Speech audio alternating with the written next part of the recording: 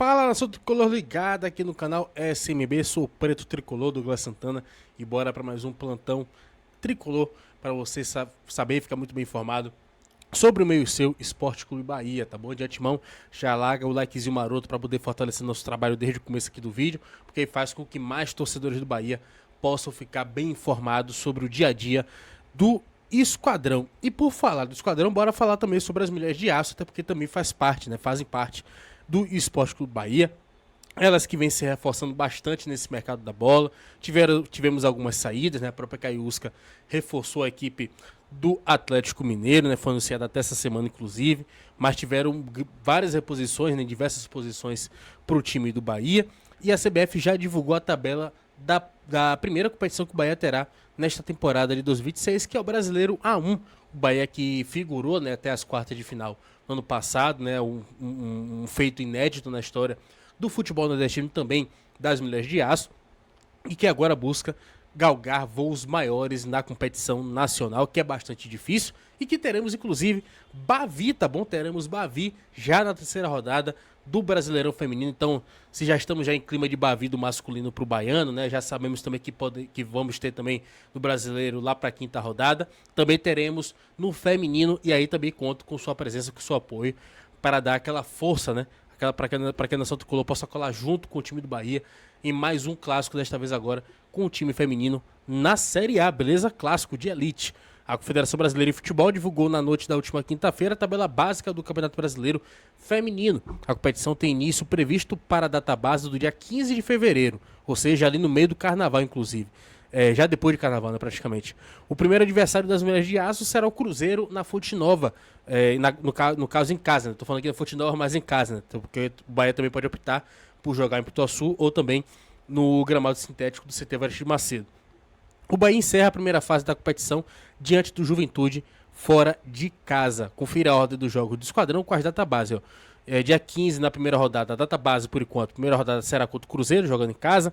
Segunda rodada contra o São Paulo, fora de casa. Terceira rodada, Clássico Bavi, comando de campo do Bahia, no dia 15 de março, provavelmente. Ainda no mês de março teremos Bahia e Santos na quarta rodada. Na quinta, Red Bull Bragantino e Bahia. Já no mês de abril, teremos 3 jogos. Sexta rodada, Bahia e América Mineiro. Sétima rodada, Flamengo e Bahia. Oitava rodada, Bahia e Grêmio.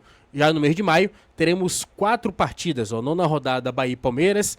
Misto e Bahia na 10ª rodada. Bahia Internacional na 11ª rodada. E na 12ª, Fluminense e Bahia. No mês de julho, por enquanto, somente Bahia e Botafogo, né? Porque tem a pausa para a Copa do Mundo. Então, a parte da primeira fase dá uma pausa em maio. Volta em julho, somente com uma partida, que é já no reta final do mês, na 13ª rodada, Bahia e Botafogo. Depois, na sequência, 4 jogos no mês de agosto, Ferroviária e Bahia, 14ª rodada, Atlético Mineiro e Bahia na 15ª, 16ª rodada, Bahia e Corinthians, 17ª rodada, Juventude e Bahia encerrando a primeira fase. Esperamos que as Mulheres de Aço também possam repetir o feito e, quem sabe, fazer um pouco mais, né, nesse Campeonato Brasileiro Feminino, para que possam galgar voos maiores na competição nacional. Quem sabe aí beliscar uma semi, uma final aí de Brasileirão. Seria uma boa, né? As Mulheres de Aço que chegam, né, até a decisão da Copa do Brasil Feminina, quem sabe possam fazer o bonito também nesta temporada. Já mudando de assunto, trazendo outro destaque tricolor aqui no site oficial do Bahia, ó. Voa Pivete, Jonathan Marinho se destaca em treinos da seleção sub-16. Aqui a foto do homem aqui, ó. O sacaninha aí, o garoto aí, ó, brilhando com a camisa da seleção brasileira. É o primeiro jogador do Bahia convocado para a seleção nesta temporada, tá? O pivete de aço Jonathan Marinho já está treinando com a seleção brasileira. Lateral direito do Bahia, o atleta foi convocado para um período de atividades da seleção brasileira masculina sub-16 e participa dos trabalhos realizados com o grupo nacional. A lista com os 26 jogadores chamados foi divulgada no último dia 9 pelo técnico Guilherme Dalladea. Os treinamentos acontecem na Granja Comarim, em Teresópolis, no Rio de Janeiro, e segue até o dia 28 de janeiro, já na próxima semana. A etapa integra o planejamento do departamento de seleções, com foco no desenvolvimento e tático para futuras competições das categorias de base. Jonathan Marinho é o primeiro pivete de aço convocado em 2026. Em 2025, 6 atletas da base tricolor vestiram a camisa da seleção brasileira, incluindo Del, Juan Pablo, Cauê Furquim, logo após a Copa do Mundo, o goleiro Jampa, enfim. que mais garotos aí possam continuar também brilhando, não só na base do Bahia, como também levando, né, a marca do tricolor de aço para a seleção brasileira. Outro tema também importante para o nosso plantão tricolor aqui é uma sequência, né, na verdade, de duas apurações do nosso querido Yuri Santana, lá do canal do Puco, onde ele revela, né, onde ele reafirma mais uma vez, né, que Kaique segue fora dos planos do Bahia para a temporada e segue aguardando propostas, né? A gente viu até Kaique entrando no jogo contra a equipe do Galícia, né? Ele estava no banco de reservas atuando junto com os garotos ali do Sub-20, né? Aquele mescladozinho que o Bahia utilizou no começo do Baianão. Mas mesmo assim, segue fora dos planos do Bahia e o clube continua procurando propostas, aguardando, né, chegada de propostas oficiais para que o Kaique seja emprestado, né? Ou quem sabe também havendo alguma venda em definitiva que possa agradar aos cofres do tricolor de aço, né? Um jogador que, querendo ou não, né, deixou um pouco a desejar. Acho até que ele até deixou saudade na sua primeira passagem, né, quando ele tem aquela lesão no joelho, né? Salvo engano, que aquela temporada aí foi 2023, né, o que foi seu primeiro ano pelo Bahia. Ele ainda estava emprestado pelo Grupo City, né, naquela ocasião, ainda pertencia, né, ao Manchester City. Deixou saudade, né, porque ele tem naquele momento ele estava jogando muito bem, né, estava driblando, marcando gols, enfim, contribuindo com o esquadrão de aço, embora o começo tenha sido um pouco difícil, mas estava começando a se acostumar a jogar aqui pelo Bahia quando teve aquela lesão.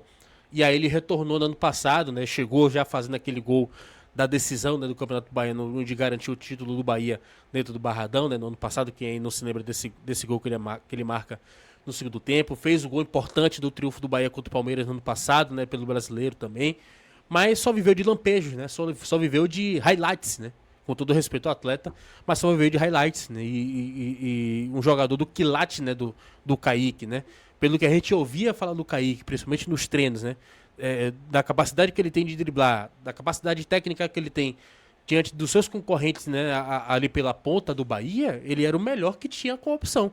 Mas dentro de campo, me parece faltar um pouco mais de segurança por parte do jogador, né? Parece faltar um pouco mais de confiança. Falta, sabe, aquele tesão, falta a confiança do jogador em mostrar um pouco mais. Não sei se ele, né, sentou ali no contrato que tem agora com o clube, né, já que ele assinou o contrato definitivo no ano passado. Não sei se ele citou no contrato, ou se ele acostumou, enfim, ou se está sem motivação, ou se ainda é um medo, né, pela lesão que ele teve no joelho, né, pelo que se fala, foi uma recuperação um pouco difícil, né, mas hoje ele está, né, conseguindo jogar, está dentro de campo, mas a gente não sabe o quanto que isso pode afetar, né, no lado psicológico do atleta, o quanto que ele possa estar ainda inseguro e o quanto que isso possa estar atrapalhando, né, o desempenho técnico do jogador. Vamos torcer para que ou ele, né, aproveite essas últimas chances, né, com a camisa do Bahia, enquanto o tricolor de aço não encontra um outro clube para o jogador, né, uma outra proposta. E se caso encontrar também, que seja uma boa proposta não só para o jogador, mas também principalmente para o clube, né, que querendo ou não fez investimento para ter o jogador em definitivo, mas que não vem correspondendo dentro do campo. Outra apuração também do nosso querido Yuri Santana foi de Caio Alexandre, que teve propostas para deixar o Bahia nesta janela, mas recusou e optou por permanecer. O jogador quer seguir no tricolor por pelo menos mais um tempo, né? Uma boa notícia, uma excelente notícia, inclusive, envolvendo o Caio Alexandre, né? O pilar no meio de campo do Bahia, né? Simplesmente a saída de bola não sai com qualidade se não for com o Caio Alexandre. Claro que tem ali o Acevedo, né, que por hora melhorou bastante, tentando cumprir um pouco dessa função do Caio Alexandre, mas outro patamar quando você tem a presença do camisa 19 ali no meio de campo do Bahia, né? Não só a vontade dele de vencer, né? O lado dele competitivo que te vê nas resenhas dos treinos no CT Varete Macedo, mas dentro de campo ele tem uma diferença abissal, né, no meio de campo do Bahia, a qualidade do passe, aquilo que a gente viu nos jogos nesse jogo agora mesmo contra o Barcelona de Ilhéus, né? Os passes que ele deu para os gols do Bahia, a jogada mesmo do golaço de Ademir começa com o Caio Alexandre, então assim, perder, né, o Caio Alexandre no momento desse tão importante seria muito difícil, principalmente em quesito de reposição, né, qual a peça que poderia ser, né, para poder repor o Caio Alexandre hoje no momento no mercado da bola, né, atualmente assim, para você achar de primeira, né, seria um pouco mais difícil, mas ainda bem que o jogador optou por permanecer e que ele possa ir seguindo o Bahia realmente por mais um tempo, levando qualidade, né, para o meio de campo do Bahia. E é aquilo, né? Não tem jeito, é esquadrão, não tem jeito. Caio Alexandre segue no esquadrão de aço, apesar de propostas que foram feitas ao camisa 19. Para podermos encerrar aqui nosso plantão tricolor, temos esse destaque aqui da galera do GE. Globo, que postou no Instagram, entrevista ao abre aspas do GE, Marcos Braz, que hoje é diretor da equipe do Remo, diz que errou ao demitir o Rogério Ceni do Flamengo em 2021. O atual diretor do Remo, que volta a Série A neste ano, Braz fala sobre o seu momento atual e sobre suas passagens pelo Flamengo em bate-papo exclusivo com a equipe do GE. Vamos conferir um pouco desse trecho, onde ele assume o erro por ter demitido Rogério Ceni à época, quando ele estava no Flamengo, e também tinha conquistado o brasileiro, né, naquela ocasião, né? Enfim, vamos conferir aqui a fala do Marcos Braz. Errei em tirar o Rogério Ceni naquele momento. Eu me arrependo muito e eu não fui coerente. Eu segurei ele antes de ser campeão com ele. Uma torcida grande do Flamengo botava a minha foto, tem que demitir ele e o técnico junto. A gente segura o Rogério Ceni. Rogério Ceni me pede 2 vezes demissão. Eu convenço a ele, não vou ter de me demitir, vamos seguir, que a gente vai ser campeão. Onde é que você foi mais campeão na vida? Dentro do Morumbi. Falei isso para ele. Seguro ele. Flamengo campeão do Brasil. Seguro ele. Flamengo campeão da Supercopa. Flamengo tricampeão estadual. Vou mais na frente, numa questões internas, pressão de A, pressão de B, interpretação de A, interpretação de B. E aí eu cedo. Eu errei em tirar. Tá aí, Marcos Braz, né? Sendo enfático, assumindo o erro em ter demitido o técnico Rogério Ceni. A gente sabe o quanto que isso acontece no futebol, né? Pressão de A, pressão de B, principalmente em clube associativo, né? Que você tem ali conselho, tem torcida, né? Enfim, tem muita coisa que acontece, né, nos bastidores do futebol que muita gente acaba não sabendo, mas parte disso do que Braz falou, realmente acontece mesmo, muita pressão política que acontece dentro do clube. E naquela ocasião, o Rogério Ceni tava indo até bem, né? Só que lidar com muito jogador também, estrelinha, é complicado, né? Ainda bem que ele acabou errando e o Rogério Ceni veio parar no Bahia, né? Tem torcedor que odeia o Rogério Ceni no Bahia? Tem, mas eu acho que hoje o Rogério Ceni faz muito sim a cara do Esquadrão de Aço e que ele possa conquistar não só títulos como ganhando o Flamengo, mas também que ele venha conquistar os mesmos aqui também no Esquadrão de Aço, quem sabe o título de expressão nacional dessa temporada, né? Vai que. Fica aí aberto também a opinião para você poder opinar aqui nos comentários. Sou Douglas Santana, fico por aqui. Até a próxima. Eu sou mais Bahia, eu sou mais Nordeste. E você, até a próxima. Larga o likezinho maroto para fortalecer nosso trabalho. Tamo junto.